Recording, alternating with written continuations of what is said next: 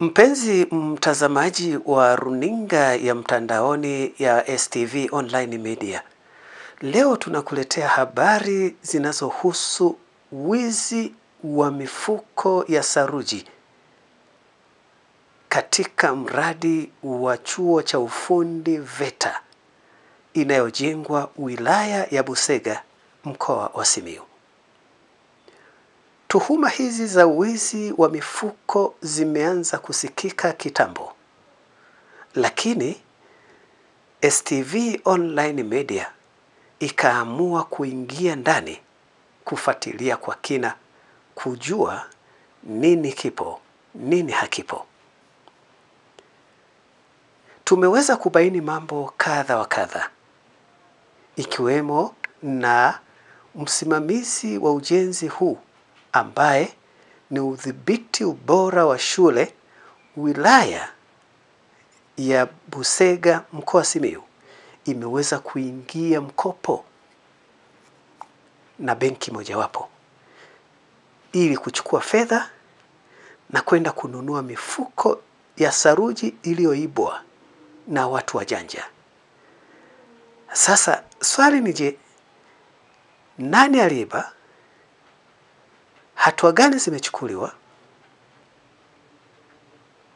Na kwa nini mifuko iliibiwa wakati eneo la uhifadhi lina udhibiti wa kiulinzi? Sasa katika ufuatiliaji, unajua ile chini kwa chini, underground. Sasa nakuletea kipande kifupi cha afisa udhibiti ubora wa shule wilaya ya Busega, Bwana William Thomas Misalaba. Sasa ukiwa mfuatiliaji, ukiwa mchambuzi, ukiwa mtu mchokonoaji, unaweza kugundua kuna tatizo au hakuna tatizo.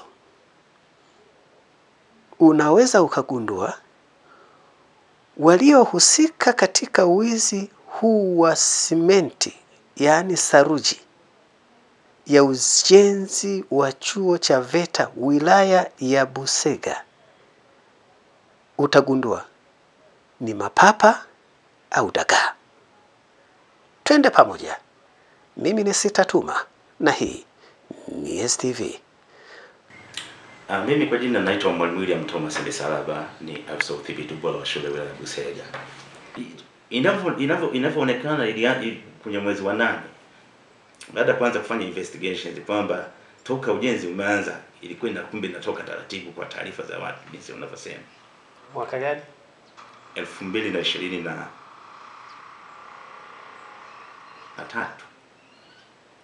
Haikuibwa kwa mkupuo. Yaani kama tukio lingekuwa limetokea hivyo, isingekuwa ngumu kutambua. Hii mifuko kwa hali halisi kabisa imeibwa taratibu. Haikwenda kubebwa kwa mara moja.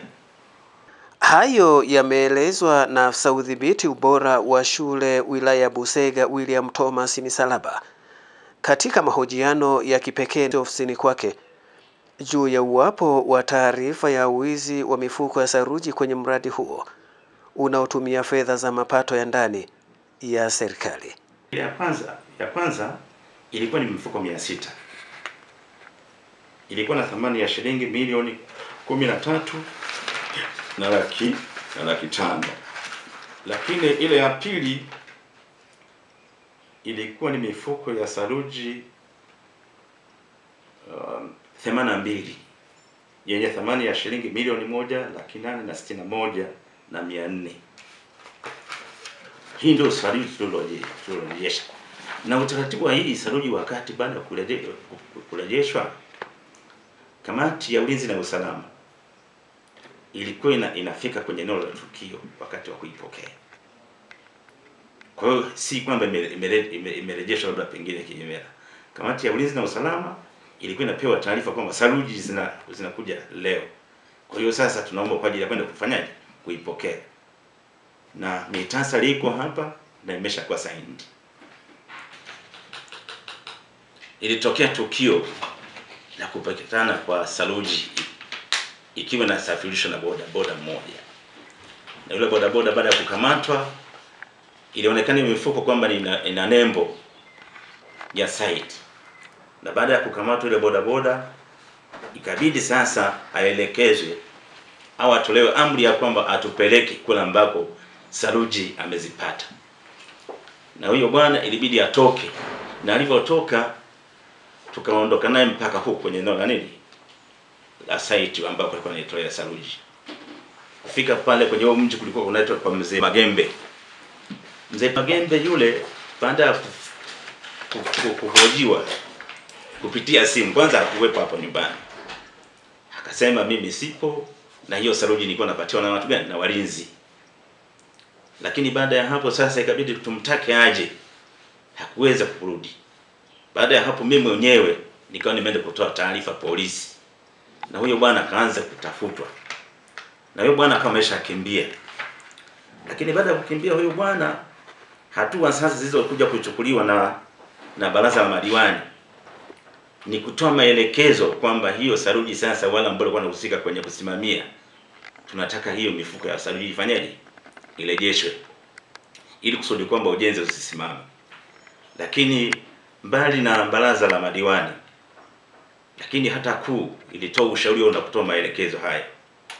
Ofisi inayosimamia sasa ya idara ya udhibiti ubora wa shule, kitu kilichofanyika ni kwenda kukopa benki fedha, na baada ya kwenda kukopa fedha benki, ikabidi sasa kuinunua hiyo mifuko ya saruji. Ndivyo ilivyorejeshwa.